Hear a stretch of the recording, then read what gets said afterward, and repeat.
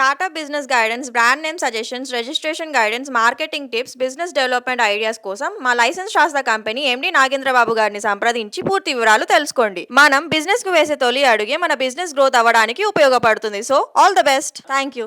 Welcome to Indian franchise hub.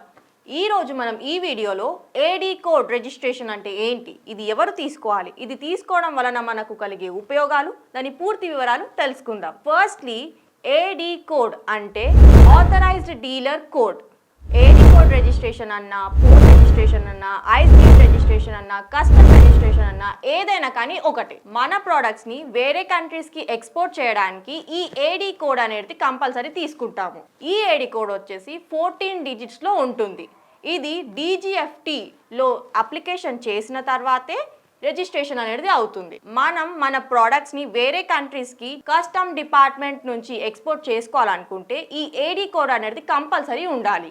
ఎవరైతే వారి business ని పార్ట్నర్షిప్ లో కానీ, సోల్ ప్రొప్రైటర్షిప్ లో కానీ, లేదా ప్రైవేట్ లిమిటెడ్ లో కానీ రన్ చేస్తే కనుక ఈ ఏడీ కోడ్ అనేది తీసుకోవచ్చు. నేను ఎక్స్ప్లెయిన్ చేసిన వీడియోలో మీకేమైనా రిక్వైర్మెంట్ ఉంటే కింద ఇచ్చిన నెంబర్స్కి కాల్ చేయండి. మా ఎగ్జిక్యూటివ్స్ ద్వారా పూర్తి వివరాలు తెలుసుకోండి. మా బ్రాంచెస్ వచ్చేసి తెలంగాణలో హైదరాబాద్, ఆంధ్రప్రదేశ్లో వైజాగ్, కర్ణాటకలో బెంగళూరు అండ్ తమిళనాడులో చెన్నై. చాలా మంది మా వీడియోస్ని చూస్తున్నారు, కాకపోతే లైక్, షేర్, సబ్స్క్రైబ్ ఎవ్వరూ చేసుకోవడం లేదు. So please do like, share and subscribe to our channel. Thank you.